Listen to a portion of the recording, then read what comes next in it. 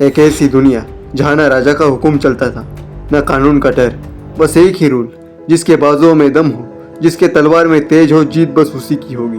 शांत समुंदर के बीच में लहराव के साथ एक तूफान उठता था, पैरेट्स का, जिन्हें आज हम कहते हैं समुद्री लुटेरे। ये कहानी है उन समुद्री लुटेरों की जिन्होंने लूट को आज़ादी और मौत को मजबूरी समझा। इन्हीं का नाम सुनकर कांप उठते थे बड़े बड़े साम्राज्य। Welcome to the real world of parrots. तो कब बनने लगे हैं समुद्री लुटेरे?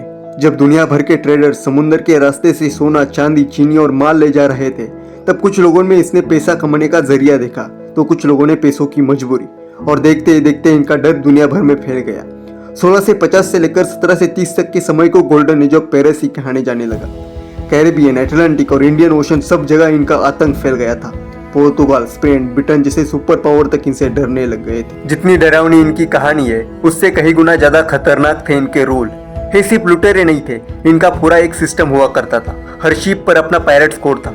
ये सभी लोग वोट करते थे अपना कैप्टन चुनने के लिए, अपना लीडर चुनने के लिए, और अगर किसी ने पायरेट्स कोड तोड़ा तो उसे जिंदा फेंक दिया जाता था बीच समंदर की, या जिंदा जला दिया जाता था। इनका बस एक ही मोटो था, नो प्रे नो पे। अगर लूट नहीं मिलेगी तो पैसा भी नहीं दिया जाएगा।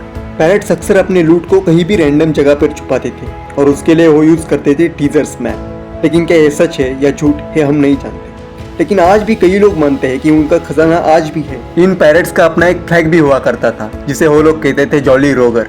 एक स्कल और 2 तलवारें, और जब ये फ्लैग सामने वाली शिप को दिखता था तो सामने वाली शिप की जान हलक में आ जाती थी। कई पैरेट्स तो इतने फेमस थे कि इनका नाम सुन के ही लोगों में डर फैल जाता था, जैसे ब्लैक बियर चिंगशी, जो 80,000 पैरेट्स की लीडर थी, और एक समय पर कुछ चाइनीज नेवी भी इनसे डरने लगी थी। 1730 तक तो पूरे दुनिया भर में इन पैरेट्स का आतंक फैल गया था। पैरेट्स की शिप कोई सिंपल वुडन शिप नहीं होती थी।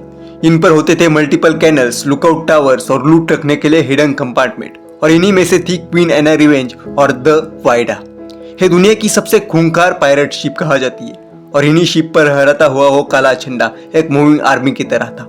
ये लोग हवा, तरंगे और सूरज की दिशाओं से नेविगेशन करते थे कि शिप कहाँ होगी, वो भी बिना किसी जीपीएस के। कई पैरेट्स ने सिर्फ लूट नहीं की, उन्होंने समुद्र पे राज किया, और इन्हीं में से था एक बार्थलोमेव रॉबर्ट्स। इसने अकेले ने 400 से ज्यादा शिप लूट लिए थे।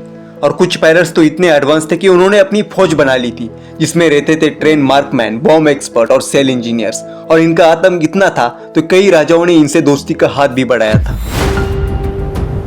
यह सब देखकर लगता है कि यह बस फिल्मों तक ही सीमित होगा, या फिर पुराने समय में भी होता होगा, लेकिन समुद्र में आज भी वो समुद्री लुटेरे हैं। सोमालिया के कोस्टल गुल्पा पैडम यहाँ हर साल शिप किडनैप होती है, कई शिप लूटी जाती है। पैरेट्स बदल गए हैं, लेकिन उनका सिस्टम आज भी जिंदा है। समुद्र अभी भी सबसे बड़ा जंगल है, जहाँ कानून से ज्यादा कई बार इनके गन का आवाज ज्यादा चलता है। तो ही थी पैरेट्स ने फैलाए हुए डर की कहानी, जिन्होंने एक समय पर समुद्र में राज किया।